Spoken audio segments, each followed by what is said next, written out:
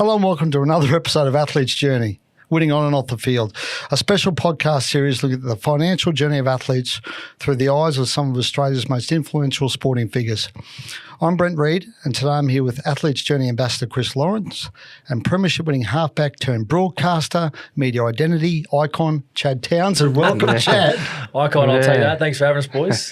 Great to have you, mate. How you been? You good? Yeah, really good, really good. Still playing? Still playing footy? Yeah, playing a bit of park footy, giving back to my local team, grassroots. But yeah, very busy, loving my time out of the NRL, retired happily on my own terms last season. And yeah, looking forward to, building my future now in another career. Yeah. Let's start with your footy career first. And you mentioned your junior club. Let's go back to the start. Take us through your sporting journey. Yeah, I grew up in the Shire. I was born in Sutherland Hospital.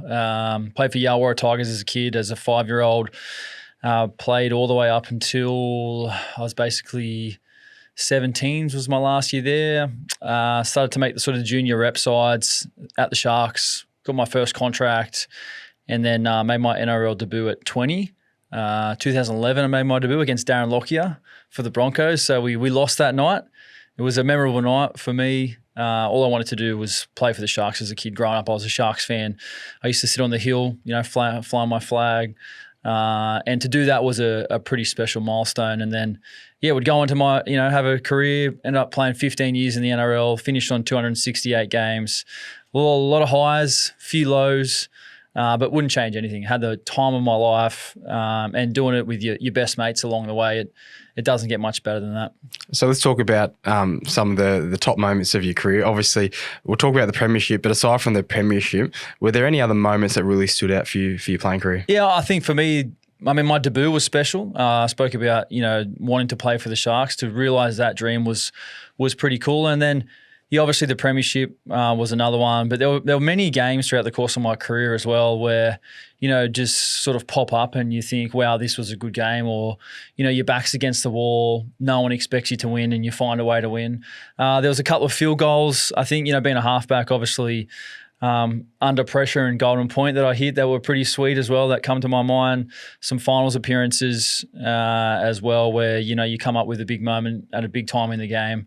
But ultimately, I think I look back on it and the times that were most special to me were after a win in the sheds with my teammates. When you work so hard, and you know what it's like, Chris, you work so hard, you sacrifice a lot for those moments, and those are the only moments that I miss now that I'm out of the game. You won a comp, though. We should stress that. That was one of the great moments, I imagine. Yeah, absolutely, Reedy. It was definitely, and again, I was the only local junior in the side. I'm from Cronulla, played in the Shire and in that premiership winning team. So that was a special thing for me, but it was a special season, that one. The Sharks, we won 15 games in a row. We didn't lose a game for 4 months straight. We had a little dip at the back end of the year and faced some adversity with a few losses, I think because we're already kind of guaranteed a top 4 spot. But I look back on that side and it's the 10-year reunion of that win this season. So we've got a few plans in the next couple of months and weeks to catch up and go over. There was some lunatics in that side. There was a lot of loose. Yeah, a lot of big personalities. That'd be a good catch up. And Flano did a great job at managing those personalities, and it was a special one for the Sharks. The Sharks have never been a club, I guess, that have had a lot of success. And I think that's why it was very special for the Shire and the fans and everyone, because we did get the first one and we got the monkey off the back. And, as Gal said, we turned the porch lights off and the Shire went crazy for a good month. It was a lot of fun and, definitely hold that memory is probably one of the top ones of my career. Yeah, you played with a few different clubs. Was there anything that you picked up or that stood out for you for some of the clubs that you played with as reasons why they might have been successful as a club and a team? Yeah, definitely. I finished playing for 4 clubs, all very different. That's one thing you notice when you change teams is they all do some things very the same, but a lot of things different with their processes and their DNA and their culture. I was lucky enough to spend 2 years playing over at the Warriors, and at that time when I was over there, I felt like it was an untapped beast with the potential that it has, and I think they're realising that now, years down the track. One team in one country, and they had the ability to get a wave of support, which is what we've seen now.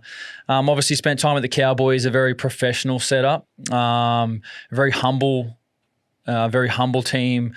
obviously represent a lot of, rural North Queensland and a lot of passionate fans. And then the Roosters, the glamour club, high expectation, ruthless. So I learned a lot from all the different clubs, different coaches, different players as well. And I felt like, that was a really cool experience for me. And then the Sharks, no money, no resources, poor facilities. But, at the end of the day, that stuff doesn't really matter. And, we made it work. Chad, imagine you're a kid who dreamed about playing in the NRL, right? And you've said that yourself. With that comes expectation and money. And what was it like when you first made it and played in the NRL and got that first contract? Do you remember that moment? Yeah, absolutely. I remember my first ever contract with the club was a very small one back in the day. I think it was $2,000, my very first one. But as you progress, money starts to come and. I made my NRL debut. I think I got a $5,000 bonus. I think on that season, I think I may have been on $10,000, had a $5,000 bonus, and then I played 10 games, so I got an extra $10,000 bonus. And I was really lucky, actually. At that stage of my life, I had Tony Kane, who played some NRL with the Sharks and the Dragons. He was a financial advisor at the time, and he was coming back from that really bad knee injury he had, and some people may have seen the photo. It's horrific. I wouldn't look it up. And he came to me and said, mate, I'm starting my financial advisor. I'm just about to finish. Would you like to come on board? And I was like, absolutely. So it hit me in the sweet spot straight away just before I made my debut and made my debut and sort of earned those bonuses and things. And he's like, mate, we're saving all that money. You need to go and buy a unit in Cronulla. And so basically that year at the end of the season, I saved $40,000 and I ended up going and buying a unit for $400,000, one street back from the beach in Cronulla. And looking back on it, it was probably the best advice I got as a junior player. Yeah. Because it would have been temptations to absolutely spend it elsewhere. Yeah, I used to drive a Holden Commodore, 96 Commodore, which was nothing. I living at home at that stage of my career. I was never like, and I still am, like I'm not someone who goes and likes to spend things willy-nilly, and I'm very happy to live a humble life. And I learned a lot through depreciating assets and appreciating assets and what you need to do at that stage and investing for like the long term. And Tony was a big part of that when I was a bit younger, yeah. Are there any other mentors through your journey that have helped with you? Obviously, you spoke about Tony being a big part of the start, but throughout your career? Yeah, I think Luke Lewis was a big one for me. He was like, I played a lot of football with Luke, and he was my back row who made a lot of my tackles, to be honest, bit of my bodyguard. And he was someone who was always very focused on the field, but also off the field with his money and his investments. And he used to sort of talk to me about how we save money and some of the things he used to do with his money to invest long term. And I really, I guess, gravitated towards that, and it made me want to do the same because, in the game you come across guys who don't do that and who do spend a lot of money and do give in to temptation, whether they buy a new car because they've just earned a new contract or, go and spend it on other things that basically, don't or aren't important. So, yeah, Luke Lewis was another one for sure. As you became more of a senior player and some of the younger players saw, how you ever set yourselves up, did they come to you for advice? Yeah, definitely. Yeah, and I felt like that was kind of like my duty as you get older. And I was very lucky. I played with a lot of senior players, especially my time at Cronulla, who I took a lot of things on and off the field. And as I got older, I felt like it was my duty to pass that information on. So not only did I get sought out from younger players or ask questions, but I would try and seek out them and ask them what they're going through with, their stuff financially and also family, footy, because it is a kind of a holistic approach, you know what I mean? You have to sort of have a couple of different hats on as an athlete and as a player. So, yeah, I enjoyed those conversations as I got older, and, yeah, I felt that it was my duty, as you become more of a senior player in the game. You said you weren't naturally a guy spent big, right? Where did that come from? Was that from your parents or your upbringing? Or? Yeah, I had a very basic, humble upbringing. My dad worked his backside off, had a great work ethic. We lived in a house just in suburbs of the Shire. We weren't sort of out there. We had a very sort of standard, I guess, upbringing. And for anything, I don't know, I think from a young age or from when I started to work when I was playing 20s, under 20s, like part-time, I was very much fixated and focused on saving money. So I was playing 20s at the time, and I used to work 2 days a week, and I think I used to get like maybe $450 from the work in the factory I did for 1 year. And I used to try and save $200 a week, 200 or 250 or whatever it was. And I used to write it down. So I used to put all these dates down to like the end of the year and total how much money I should have in my account. So I was very fixated on saving. I don't know whether that came from my parents or it just came from within, but it was a habit of mine that sort of came to me quite early. Setting yourself goals, right? Yeah, goals. That was a bit. That's why I used to like write the dates down and see the goals, and then, it's helped me today, to be honest. Yeah. What are some other financial habits that either you've developed yourself or you might have learned from some other players or mentors that have helped you through your career that have helped with that transition post career? Yeah, I think the big one is like budget on what's going out. Like everyone sees what's coming in as an athlete. You get your pay every month, and at the end of the month, it's in your bank account, but it's also like what's going out, what's here, what's your cost of living, and while you're earning as an athlete bigger amounts, a lot of people tend to spend bigger amounts as well. And I think in reality, like there's a lot of space there where you can rein things in and just be wary about certain things. So while I was earning, I guess, at the peak of my career, like I was very wary about what's going out and how can I sort of manage that money and use that money to either help pay assets off earlier or, invest to the future. So, yeah, I think just understanding the budget and what's coming in and what's going out is probably the biggest thing that's helped me for sure. I was going to say, because at the start of your journey, you mentioned it wasn't a lot of money, right? But towards not even the back end, because I know when it came to the Roosters, it wasn't a huge deal, right? But when at the Cowboys, you're on good money. Yeah. Like, how did that change your perspective? Yeah, I don't think it changed my perspective, Ready. I think it made me like, it was a great opportunity for me. Obviously, financially, it was a great opportunity. From a football sense, it was a great opportunity as well, but also an opportunity for me to set myself up as I transitioned towards the back end of my career. I had 3 years at the Cowboys. I loved my time up there. And then when I started getting paid, I was like, well, meet with my financial advisor. What am I getting paid? What's my cost of living? What can I do with the excess money that I don't need? How can I use that money to the best of my advantage to set myself up for the long term? And ultimately it was about, as I got towards the back end of my career, trying to pay down my principal place of residence, like my home in the Shire, as quick as we can, as quick as possible. So that's kind of the plan we came towards, and everything was just then geared towards living expenses, like cost of living, and then trying to pay down my house basically towards the back end of my career. You obviously got quite a lot of financial literacy, and a lot of players that we've both played with. It takes a while to develop. How do you impart that knowledge? You spoke about speaking, obviously, to a lot of players, but do you think enough is being done, not just in the NRL, but across all sports, to develop that financial literacy for players? It's a lot better now than where it was, to be honest. For me, I took an interest from it from a young age, and I had Tony who had those conversations with me, basically when I was 20.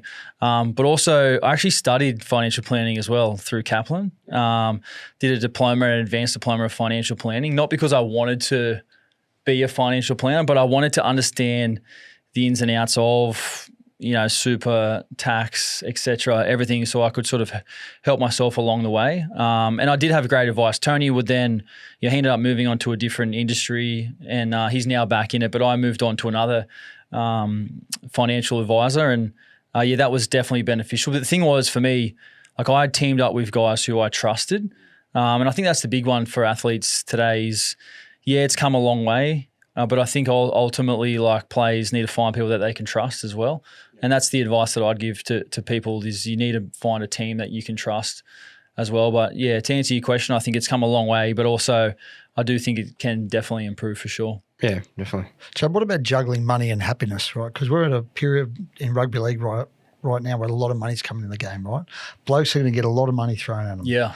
And you've got to make decisions about whether you pack up and move, or maybe you stay where you are. Like, how did you juggle that money and satisfaction and happiness? Yeah, good question, because it's like when I left to go to the Cowboys, I had an option to stay in my favourite Cronulla, and I was happy in my own house. My kids were in preschool, and my wife's brother lives around the corner. Her dad and mum's there. So it was like, it was a big call to like basically move my whole family up to the Townsville. But ultimately, like, you know, the opportunity I had was too good to give up. And it's a big call. Money does play a big part in those decisions, whether players will admit it openly or not.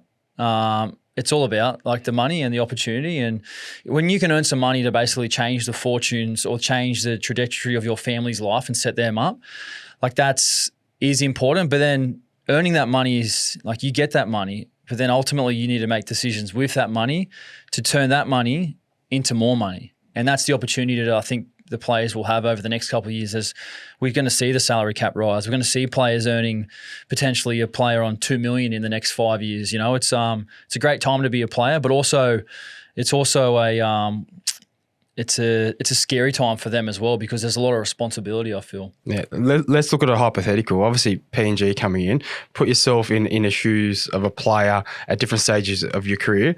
Does the stage of your career change the outlook as to whether you would take up an offer going to PNG, again, with that money being the sole focus?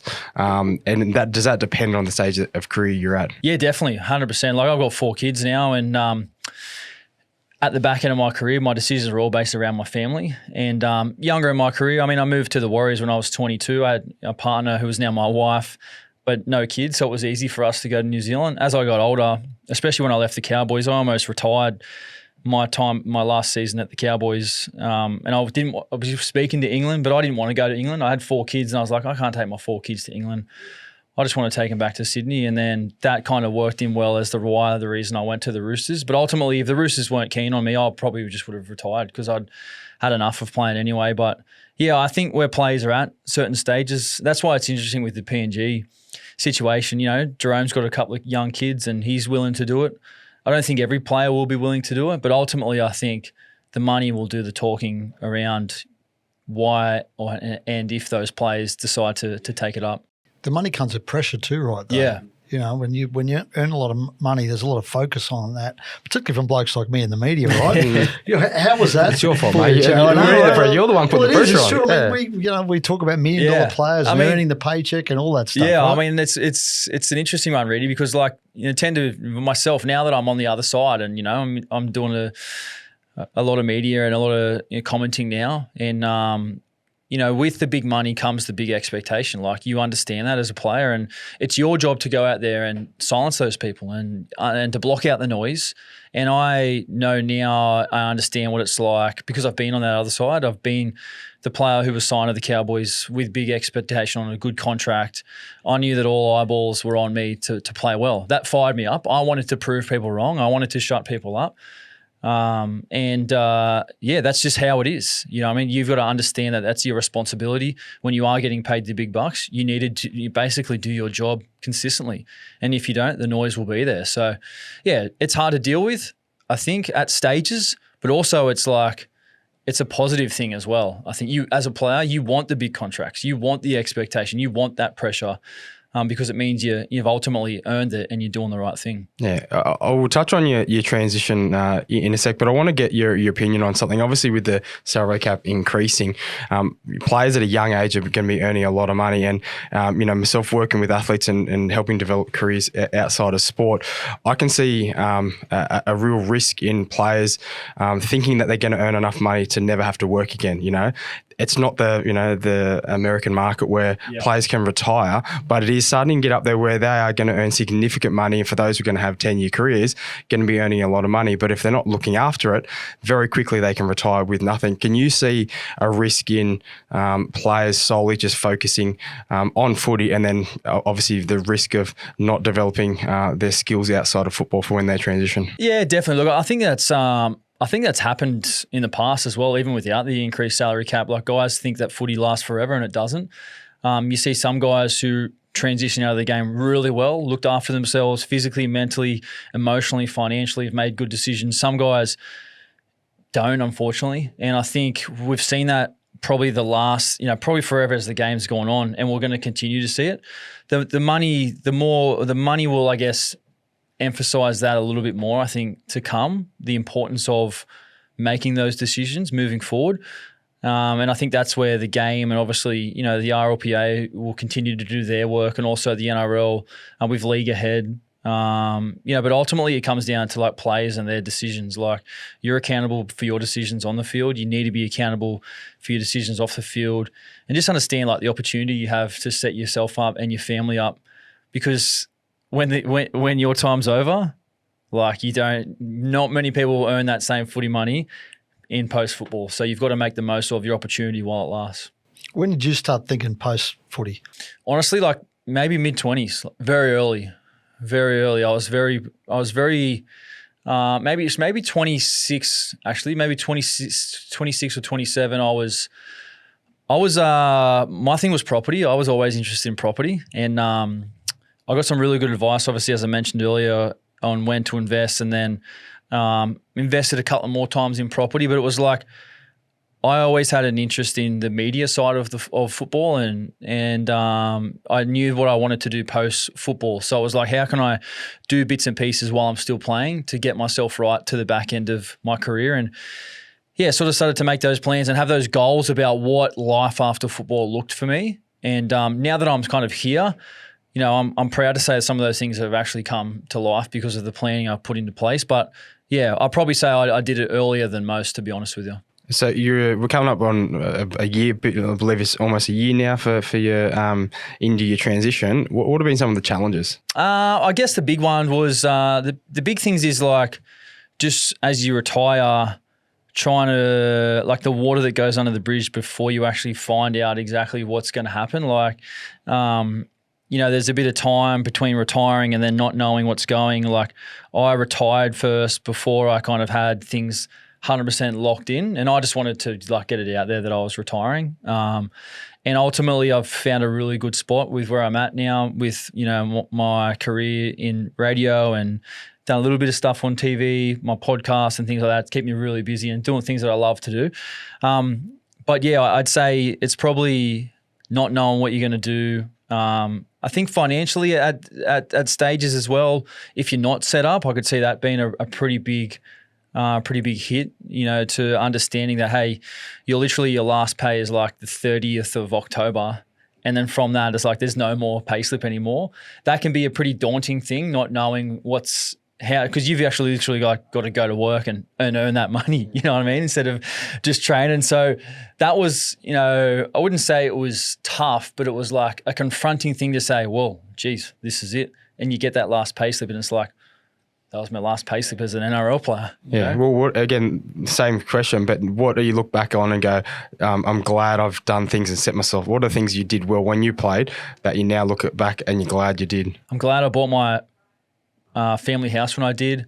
I'm glad that I bought property when I did. I finished my career with 6 houses, which I was very, very happy with. I'm in the sort of process now of sort of staggering a couple of the sales over different financial years, just to sort of lower a bit of my tax. But ultimately, like my biggest goal was to like finish with little or as no mortgage or as little mortgage as I can on my primary place of real estate.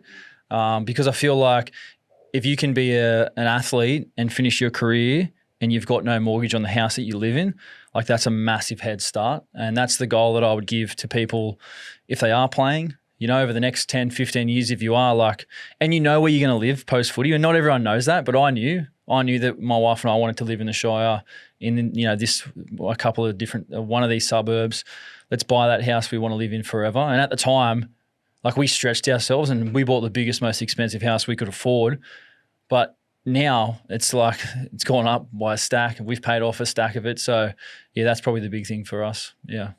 What about in terms of you want to get in the media when you finish, and you just start doing that in your mid-20s? Well, I assume you're not going to get opportunities given to you. Yeah. You're doing these things for free, or that's absolutely, Ready. Yeah, definitely. A lot of the time I did while I was playing, like I did a lot of stuff for free, to be honest. And I think at that stage, when you're earning NRL money, it's not like I don't need the extra money, but I also need to build relationships. I need for people to know that this is what I'm interested in. And that helped me as I got towards the back end of my career when I had conversations with different people. Hey, do you want to come and work for us?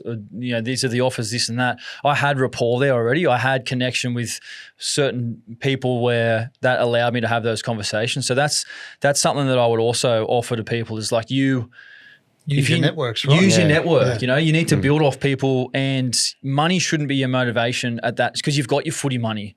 But like if you can go in and do a bit of work experience or a bit of radio, one times a week. If you've played on a Friday and you can go in on a Sunday for 2 hours, sit down with a couple of people who are into the industry, watch, learn, talk about it on air, and then boom, thanks very much for having us. Appreciate it anytime. You do that a couple of times, your relationships build. Mate, this guy is actually doing really well. Mate, let's get him back. Then all of a sudden, then they start to offer you money. Then years down the track, then you get offered a contract because you finished playing. So, yeah, it's a great point, Reedy. Absolutely. What about your own podcast as well? Yeah. Where did that come from? It came from like COVID, to be honest. Post-COVID, 2020 in the bubble, I just sort of started it because you couldn't talk to anyone else. So I was like, I may as well just talk to my teammates. I remember just bringing the mics and cameras and stuff down at the Sharks, speaking to like Jesse Ramey and Blake Brayley and a few of the boys, and did it sparingly throughout my career. Like it was never something I did for the full season. Used to do it here and there. Obviously, as you get older, you do it a bit more. And then, now that I'm out, it's basically like my own business now, something that I can run and manage, and got a guy that works for me, got my office and studio, got great sponsors, work with great people.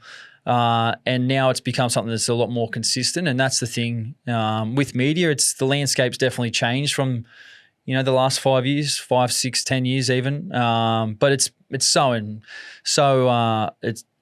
enjoyable. Get to sit and talk footy, you know what I mean? It's not a better job than that, to be honest. Yeah, well, there weren't many athletes doing that, having their own podcast back when you started. So you're almost a pioneer, and now there are a lot. I mean, I wouldn't say like I wasn't the first, but even like with my YouTube channel, like that's something that I've done consistently since like 2018. Used to do vlogs and videos on my life and give a bit of an insight, and now it's so much more common for people to have YouTube channels, but back in the day, and a few, some of the boys used to put a bit of shit on me back in the day for doing it, which is like, you just cop it back then. And that's why a lot of people don't do social media. I think it's because they're worried about what people say. It has changed now, but for me, I never really cared. I was just like, I enjoy this. And I made videos in high school and stuff as well. As a kid, we used to make like jackass stunt videos and all that sort of stuff. But and I made a video of like year 12. So video and photography and editing and stuff has always been a bit of a side passion of mine for, in my life. Yeah, a lot of athletes that I speak to who don't know what they want to do when they're playing, the conversation is about you just got to build and stack skills, different skills. Don't worry about if you don't know what career. You've obviously built a lot of skills around obviously video, marketing, and do you think all those things that you've built have then now helped with your media career? 100%. Just stacking, right, and being consistent. And sometimes it sounds harsh, but sometimes you've got to eat some shit for a while. You've got to. And if you're prepared to just do it and eat it and sit in it and stay consistent, then you hear, and then all of a sudden you go, boom. And then when you get to that point, but it doesn't happen straight away. It's the same thing with investing in property, in shares, whatever it is. it doesn't just go if you're in life for a quick win, that's not how it works. You've got to work over time. Same thing with like I said, investing, and all the skills that I've learned have been through, some of them from hours of just sitting, how do I do this on YouTube, just learning myself. So, yeah. How do you define success, Chad? Doing what you love to do. Might be as simple as that. For me, being successful was getting to play in the NRL. I got to play in the NRL. I didn't have to play in the NRL. I got the opportunity to play that. And I think for me, even looking at now, that I've finished playing footy, it's what's success for me now? It's not X amount of dollars in my account. It's not my house being paid off. It's the fact that I can get up, I can drop my kids to school, I can go to my office, I can talk about footy all day, then I can go and get on the radio, and then I can go to the gym, I can pick my kids up from school, and then boom, I'm at home.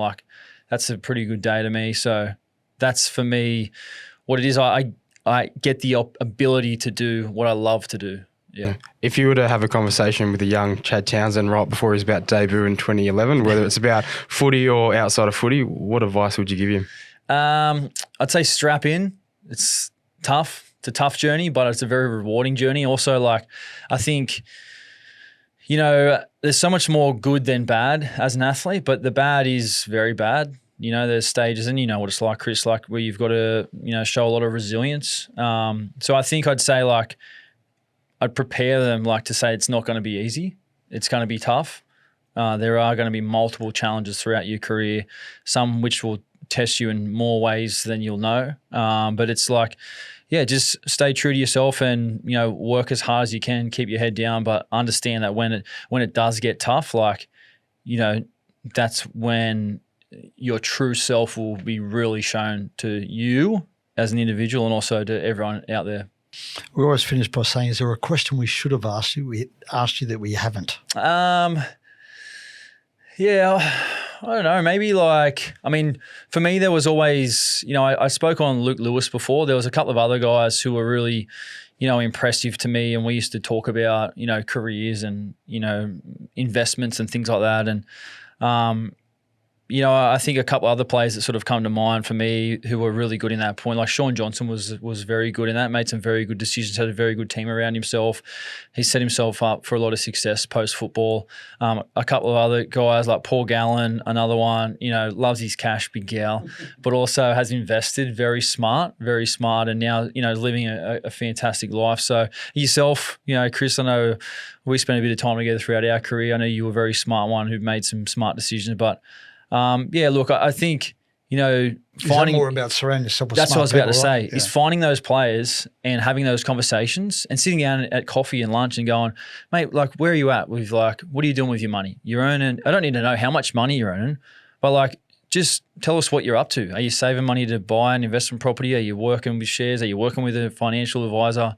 And having those conversations consistently to learn for your situation and also to make them accountable as well, because there's some guys who do really well, but I think our job is to try and help the other guys who don't understand it and get them to say, hey, there are really good benefits and rewards if you get it right.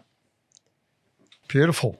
Great stuff, Chad. Appreciate you being on. Some great advice there for athletes and, well, for everyone really, right? So appreciate you coming on and stay tuned for the next episode of Athlete's Journey. Thanks for having us, boys. Thanks, Appreciate it. mate. Thank you.